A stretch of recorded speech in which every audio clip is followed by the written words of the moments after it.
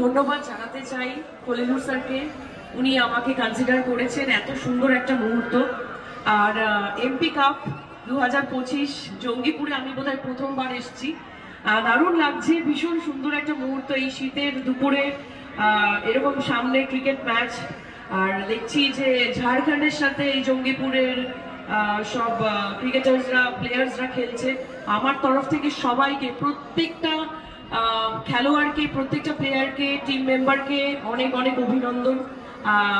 জিত হার যাই হোক, খেলাটা এই সময়টা এনজয় করছে সবাই। যারা যারা অনেকেই শুনলাম যে দূর থেকে এসছে, তাদেরকেও বলবো এনজয় করুন।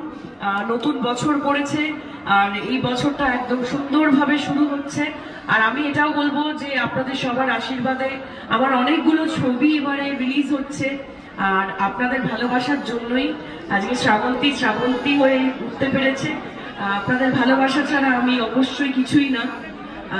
এটাই বলবো যে দেবী চৌধুরানী, আমি একটু আগে আমাদের মন্ত্রী সাহেবকে বলছিলাম, তো আমি মে মাসের ফার্স্ট উইকে রিলিজ হচ্ছে বঙ্কিমচন্দ্র চট্টোপাধ্যায় অবলম্বন করে একটি উপন্যাস অবলম্বন করে দেবী চৌধুরানী, যেখানে আমার সাথে আছে আপনাদের সবার প্রিয় বোম্বাদা মানে প্রসেনজিৎ চ্যাটার্জি। অনেক কষ্ট করে এই ছবিটা করেছি। হলে যখন রিলিজ হবে আপনারা দেখবেন। যখন এখানে এসছি আপনাদের সাথে শেয়ার করেই যাচ্ছি। তারপর করছি আমার বস রাখি গুলজারের সাথে আমার প্রথম কাজ, তো অবশ্যই হলে গিয়ে দেখবেন। আরো অনেক অনেক ছবি আছে, বাবু সোনা আছে, তারপর রবীন্দ্র কাব্য রহস্য, অনেকগুলো ছবি আছে। আপনারা আশীর্বাদ করবেন যাতে আমি ছবিগুলো ভালোভাবে আপনাদের উপহার দিতে পারি। আর হলে গিয়ে অবশ্যই দেখবেন। আর যাওয়ার আগে এটাই বলবো, মঞ্চে উপস্থিত সবাইকে আমার প্রণাম, নমস্কার। আর এখানে আমার অনেক বাচ্চা বন্ধুরা আছে, তাদেরকেও হ্যাপি নিউ ইয়ার জানাতে চাই। আর আমার অনেক নায়ক আছে, নায়িকারা আছে, তাদেরকেও হ্যাপি নিউ ইয়ার বলছি। নতুন বছর খুব খুব খুব ভালো কাটুক, সবাই খুব ভালো থাকবেন। আর আমাকে অবশ্যই ভালোবাসা দেবেন, আশীর্বাদ করবেন। Thank you. জনাব খলিলুর রহমান সাহেব।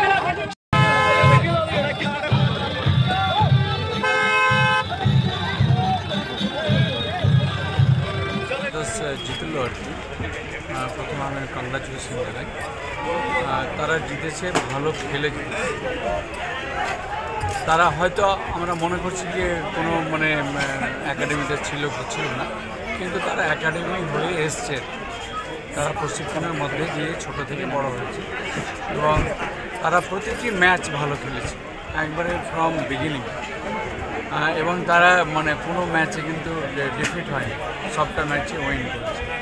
যাই হোক, আজকে ফাইনাল যে ম্যাচ সুপার 7 কাপের ফাইনাল হচ্ছে, দুটো দলই ভালো খেলেছে। তার মধ্যে এমপি একাদশ ভালোই খেলেছে, ব্যাটিং বোলিং দুই দিক থেকে ফিল্ডিং ভালো খেলে জিতেছে আর কি।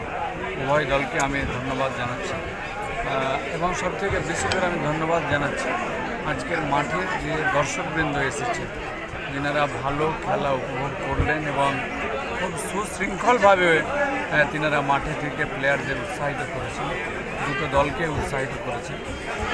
এবং এরকম খেলাটা যেনারা আয়োজক, শুধু এমপি স্পোর্টস সেল মানে অন্যান্য অর্গানাইজার বা ক্লাব, তারাও কিন্তু উৎসাহিত হবে এইরকম দর্শক পাশে থাকার জন্য। কাজে আগামী দিনের জন্য, আগামী বছরের জন্য আমি আপনাদের মাধ্যমে আমি জানিয়ে রেখেছি যে আগামী দিন যেন আরও ভালো খেলা হয় এবং একটা মাঠে যেন হয়। এতে আমাদের কিছু বিভ্রান্তি কিছু হয়েছে মানে বিভিন্ন মাঠে খেলা থাকার জন্য, কিন্তু আগামী দিনে একটা মাঠ থেকে যেন খেলা করতে পারা যায় সেটা আমরা লক্ষ্য রাখবো।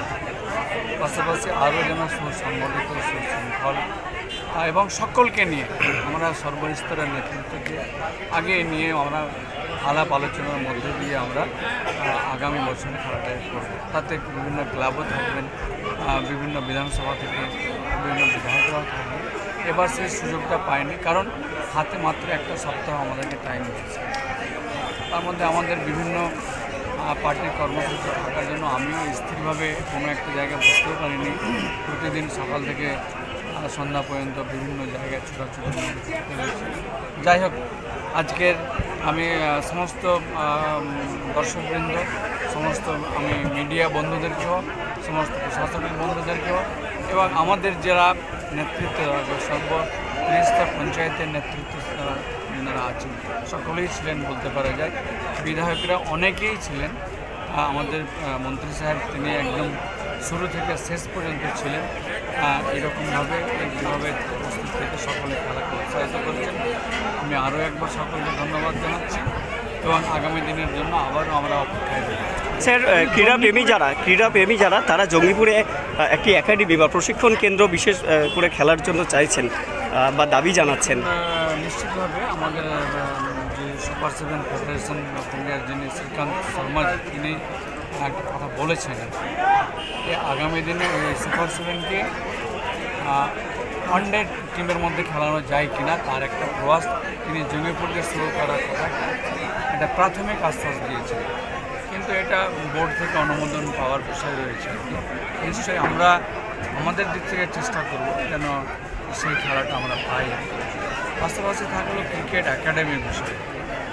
ক্রিকেট একাডেমি যে স্পোর্টস ডিপার্টমেন্ট আছে সেখানে আমি জঙ্গিপুর লোকসভাবাসী যেভাবে আমাকে আশীর্বাদ করে আমাকে সাংসদ করে দিল্লি পাঠিয়েছেন আমি প্রথমে কৃতজ্ঞতা জানাই। অবশ্য এই বিষয়টা আমি ক্রীড়ামন্ত্রী কেন্দ্রীয় ক্রীড়ামন্ত্রীর কাছে বিষয়টা আমি ডিমান্ড রাখি যে আমাদের একটা এখানে ক্রিকেট একাডেমি হোক। জঙ্গিপুরে একটা স্টেডিয়ামও নাই ভালোভাবে পরিপূর্ণভাবে অত্যাধুনিক, এই বিষয়ে কী বলবেন? জঙ্গিপুরে নেয় এটা ঠিকই, তবে এই মাঠটাতে আমার কখনো কখনো ভাবি যে একবারে যদি না হয় তো দুবারে হোক 3বারে হোক, বাট একটা স্টেডিয়াম হোক।